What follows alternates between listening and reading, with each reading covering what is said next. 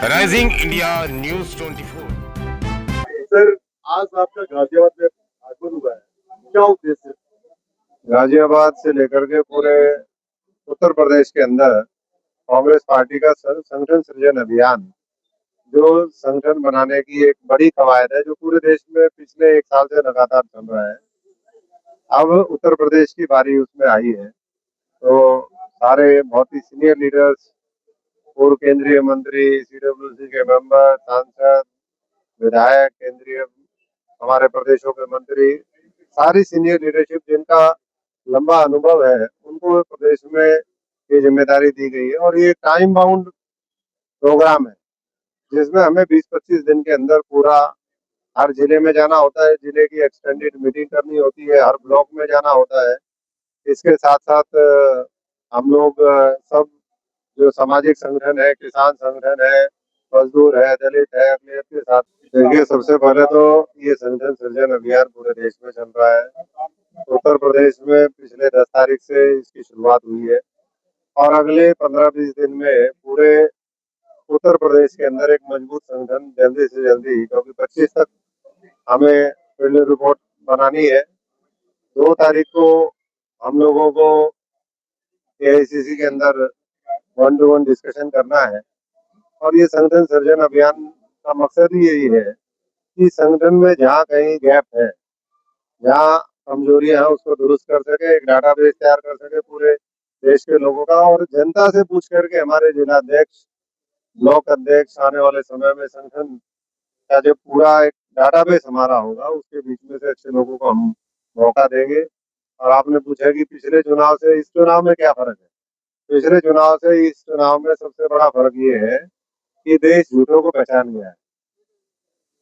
समय जरूर लगा, लेकिन लोगों को समझ में आ गया कि हमें झूठ का सहारा अगर लेंगे तो देश कमजोर होगा, देश के लोकतंत्र को खतरा है, संविधान को खतरा है, किसान, मजदूर, गरीब को, हर वर्ग को खतरा है।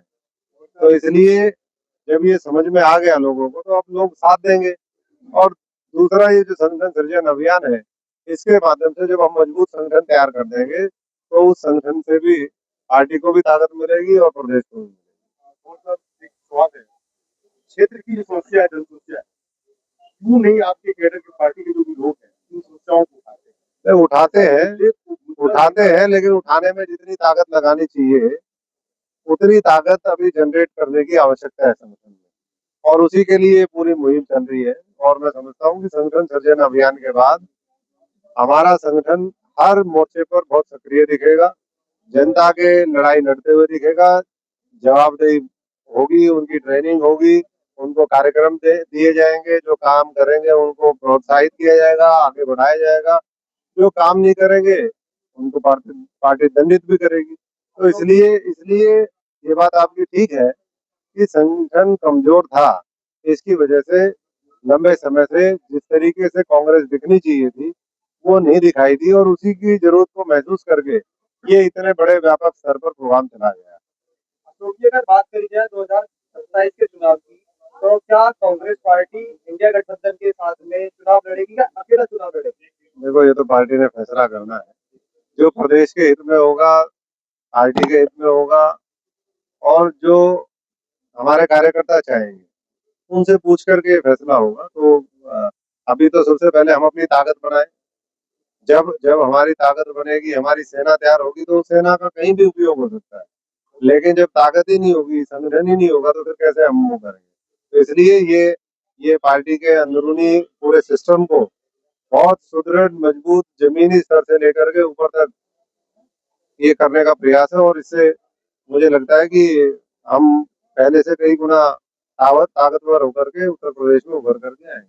जैसे बात करी जाए, अभी आपने बता रहे थे जैन जी वाली बात पर, तो आपको क्या लगता है जैन जी आपकी पार्टी के साथ कांग्रेस के साथ किस उस पर खड़ी है? नहीं, जैन जी के जो आज मुद्दे हैं, जैन जी की सबसे ज्यादा देश में आबादी है, जैन जी को अच्छी शिक्षा नहीं मिल रही, जैन जी को नौकरी नहीं मिल रही, पेपर लीक हो रहे हैं, जैन जी को अपना भविष्य है वो अब भारतीय जनता पार्टी के साथ अंधकार में लग रहा है।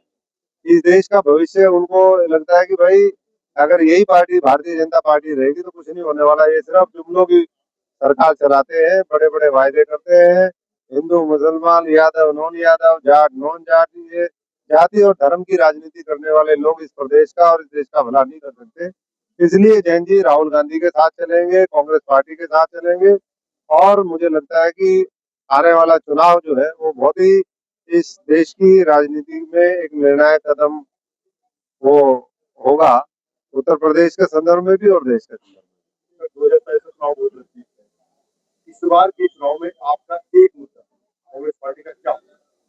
एक मुद्दा तो है ही नहीं ना, जब मुद्दे ही इतने हो रखे हैं तो मुद्दे तो सारे ही उठाएंगे। नहीं, एक मुद्दे से कुछ नहीं होता है। एक मुद्दा तो यहाँ अनंत मुद्दे है, हर मुद्दा अलग अलग इलाके का, अलग अलग क्षेत्र का अलग अलग मुद्दा है, और एक मुद्दा तो सबको अपील नहीं कर सकता। क्या कांग्रेस पार्टी किसी एक मुद्दे की नहीं ले सकती? एक मुद्दा तो सारे मुद्दे, देश खत्म हो रहा है, संविधान खत्म हो रहा है, लोकतंत्र खत्म हो रहा है, और प्रदेश की जनता खत्म होने वाली है, देश खत्म करने वाले हैं लोग। यही एक मुद्दा समझ लो जी, सब साथ तो हम आपके सामने। देश और दुनिया का सबसे तेजी से उभरता हुआ news channel rising India news 24 channel को सब्सक्राइब करें, लाइक करें और वीडियो को शेयर करें।